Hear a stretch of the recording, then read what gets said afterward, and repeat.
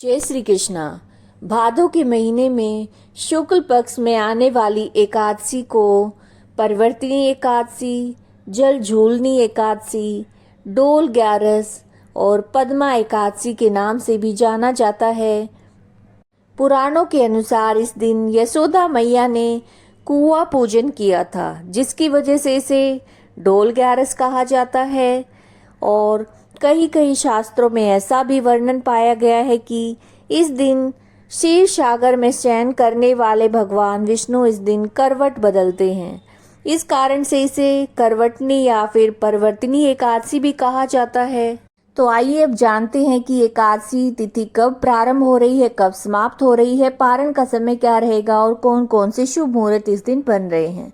तो एकादशी तिथि की जो शुरुआत है वो 3 सितंबर सुबह 4:53 पर हो रही है और 4 सितंबर को सुबह 4:21 पर तिथि का समापन हो रहा है। तो ऐसे में हमें सूर्योदयकालीन तिथि प्राप्त हो रही है 3 सितंबर 2025 बुधवार को। तो एकादशी का व्रत भी इसी दिन रखा जाएगा। इस दिन सूर्योदय का समय रहेगा प्रातः 6 बजे और सूर्यास्त का समय रहेगा शाम 6:44। ब्रह्म मुहूर्त का समय इस दिन रहेगा सुबह 4 बजे से 5 बजे तक। और एकादशी का जो व्रत रखते हैं तो एकादशी व्रत में पारण का यानी कि जो व्रत खोलने का जो समय है उसका बड़ा विशेष महत्व होता है।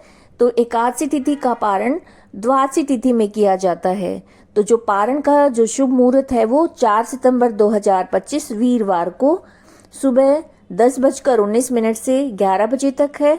अगर इस समय में आप पारण नहीं कर पाए तो दोपहर 1:36 से 4:07 तक इस दौरान आप व्रत का पारण अवश्य कर लें। अब देखिए, एकादशी तिथि का जब व्रत रखते हैं तो दसवीं तिथि के नियमों का एक दिन पहले पालन करना आरंभ कर देते हैं। तो दसवीं तिथि के नियमों का पालन 2 सितंबर से आरंभ कर देंगे। इस दिन शाम के समय भोजन थोड़ा आप जल्दी कर लें और इस दिन चावल ना खाएं, ज़्यादा भारी भोजन ना करें, हो सके तो भूमि पर शयन करें।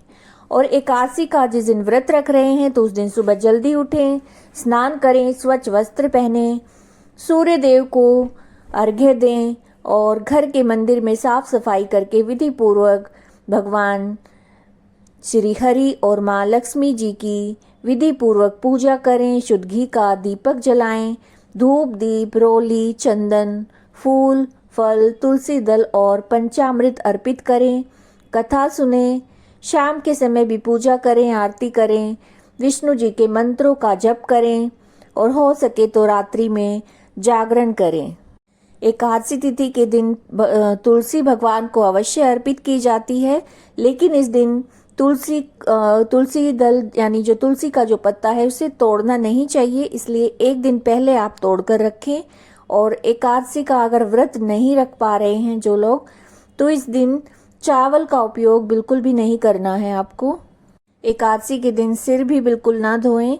तो इन चीज़ों का ध्यान अवश्य रखें, किसी की निंदा ना करें, भगवान के भजन और भगवान के मंत्रों का जप करते हुए दिन को हो सके तो व्यतीत करें। उम्मीद है आपको जानकारी अच्छी लगी होगी। अगर अच्छी लगी है तो लाइक कीजिएगा, शेयर कीजिएगा, चैनल को सब्सक्राइब कीजिएगा। जय श्री कृष्णा।